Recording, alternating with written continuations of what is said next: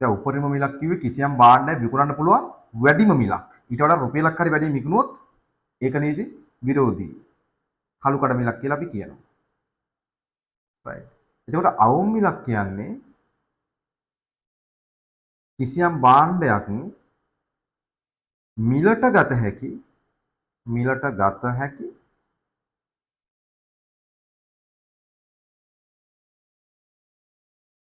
අඩුම මිලක්.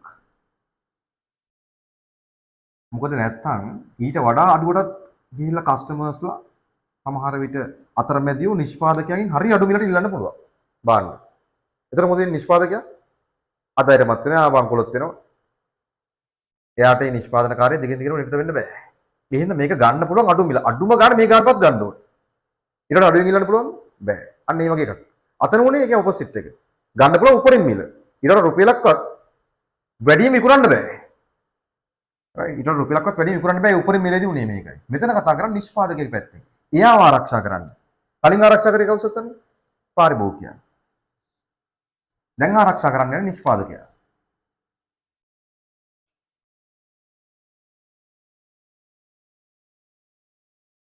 නිෂ්පාදකයා ආරක්ෂා කිරීම.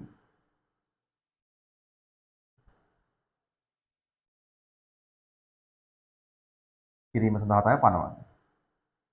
මොකද නැත්තම් මං කිව්වේ අතරමැදියන් වෙන්න පුළුවන්, නියෝජිතයන් වෙන්න පුළුවන්, පාරිභෝගිකයන් ගිහලා හරි අඩු මිලට ඒ භාණ්ඩ ඉල්ලනවා නිෂ්පාදකයන්. right. දැන් හිතන්නකෝ ඔය අවුම් මිල පනවන ප්‍රධාන භාණ්ඩයක් තමයි මොනවද? V වලට ගොවියා ගිහිල්ලා V කිලෝ එක හදලා එයා බලාපොරොත්තු වෙනවා හරි V කිලෝ එක right V කිලෝ එක බලාපොරොත්තු වෙනවා කිලෝ එකක් රුපියල් අඩුම ගානේ 120ක්වත් අපිට ලැබෙයි කියලා. right 120ක් ලැබෙයි කියලා බලාපොරොත්තු වෙමින් ඉන්නවා. කවුද? ගොවියා. right ගොවි මහත්තයා හැම බලාගෙන ඉන්නවා. අර මේ ඔළුවකට ගහන ජටාව. මෙයා කට අරගෙන බලන් ඉන්නවා.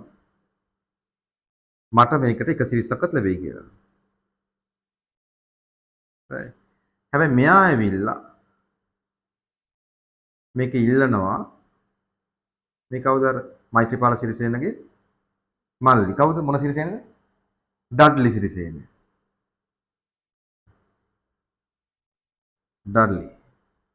ඩඩ්ලි ඇවිල්ලා මේක ඉල්ලනවා අනේ මට ඔක 90 ගාණක් දෙන්නකෝ කියලා.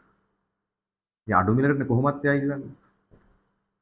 right අනේ මට ඔක 90 ගාණ දෙන්නකෝ කියලා. දැන් ගොවියා බලාපොරොත්තු වෙනවා. ගොවියා දන්නවා මඩ හොදාගත්ත රජ වෙන පෞරුෂ වෙන. right ගොවි කරා කියන්නේ ඇත්තටම හරි මේ ගෞරවයක් තියෙන රස්සාවක් ඇත්තටම.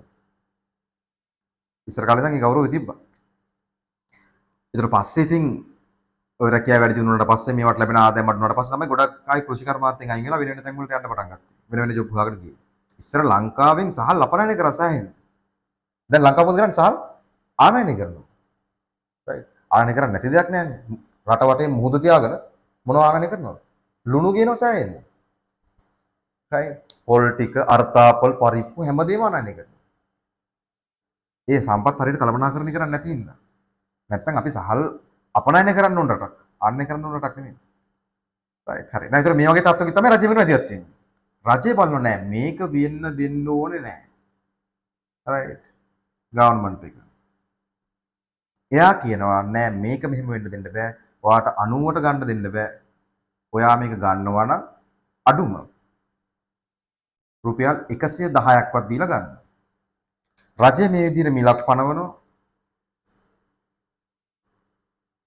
right ඒකට තමයි අපි කියන්නේ අවුම් මිල කියලා. එතකොට මේකෙන් කවද ආරක්ෂා වෙන්නේ? නිෂ්පාදකයව. නැත්තම් මෙයා හදලා විකුණන්න බලන් ඉන්න ගාන සමහරට මේක 120ටම කියලා මෙයා දාන්නත් පුළුවන්. හැබැයි දෙන්නටම සාධාරණයක් වෙන්න බලලා මෙයා අතරමැදි ගානක් දානවා වෙන්නත් පුළුවන්. right මොකද මෙයාලා ගොඩාක් අඩුවට ඇවිල්ලා ඉල්ලන්නේ. ස්මෝල් හිමියන්.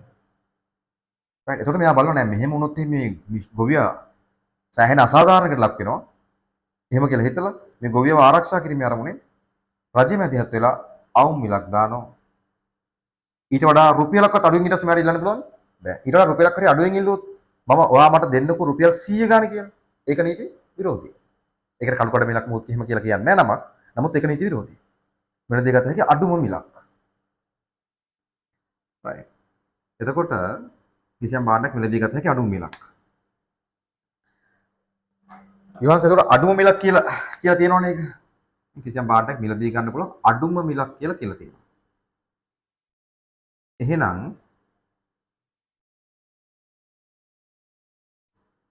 මේ තියෙන සමතුලිත මිල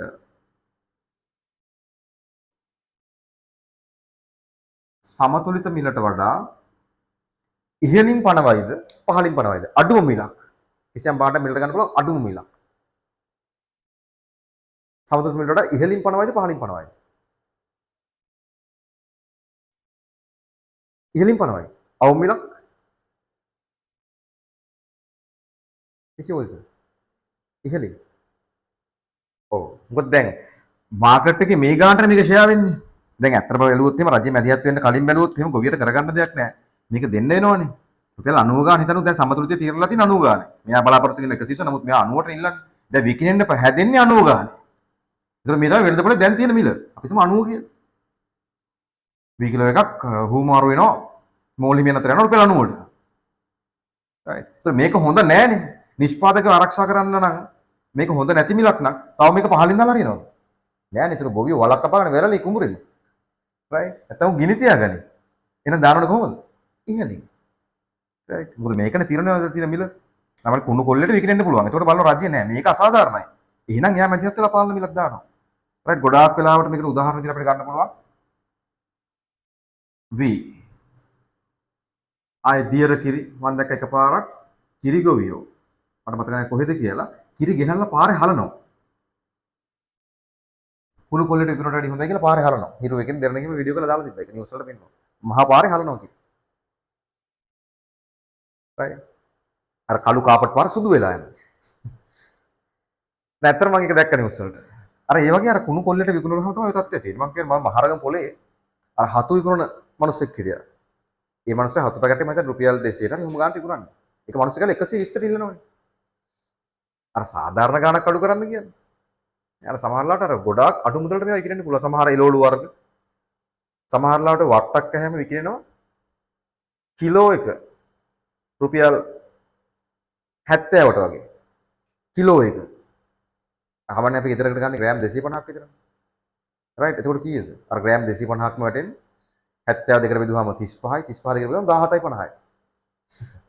ඒතර තේරුමක් නැහැ නේ. එයාලා මහන්සියෙන් හම්බ කරලා, ඒ කියන්නේ මහන්සි වෙලා අස්වැන්න අරගෙන මාකට් එකට ගියාම හරි අඩු මිලක්.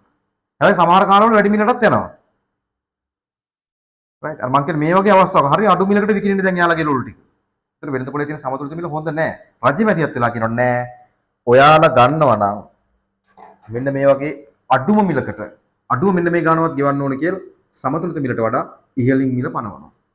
ඔයයි අදහසම තේරුම් ගන්න මේක දාන්නේ කාව ආරක්ෂා කරන්න තව මිලක් ගන්න නිෂ්පාදකයා. මොකද මිලට ගත හැකි අඩුම මිලක්. මේ භාණ්ඩේ වෙනද පොලින් ගන්න පුළුවන් අඩුම මිලක්.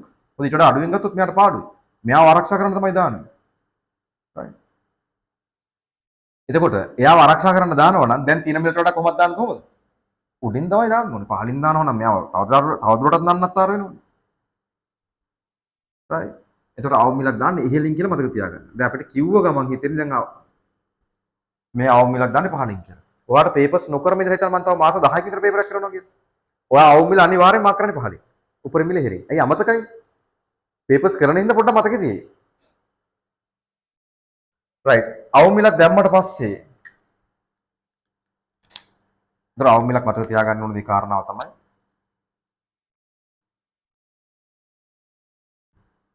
සමතුලිත මිලට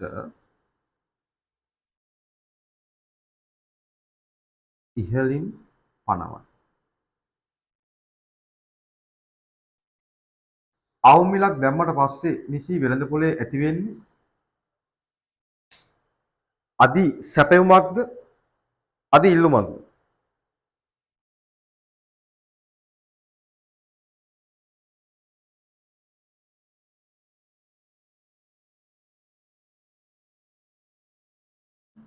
අදි සැපයුමක්. ඊයන්ස ඔව් අධිසැපීමක් ඇති වෙන්නේ. ඔයාලට පේනවනේ. දැන් අවුම් මිල රුපියල් 110ක් විදිහට දානවා. ඒතර ඉල්ලන්නේ මෙන්න මේ ප්‍රමාණය, සපයනවා මෙන්න මේ ප්‍රමාණය. මෙන්න මේ වගේ ප්‍රමාණයක අධිසැපයුමක් එක්සස් ඩිමාන්ඩ් එකක් හැදෙනවා. right. අධිසැපයුමක් ජනිත වේ.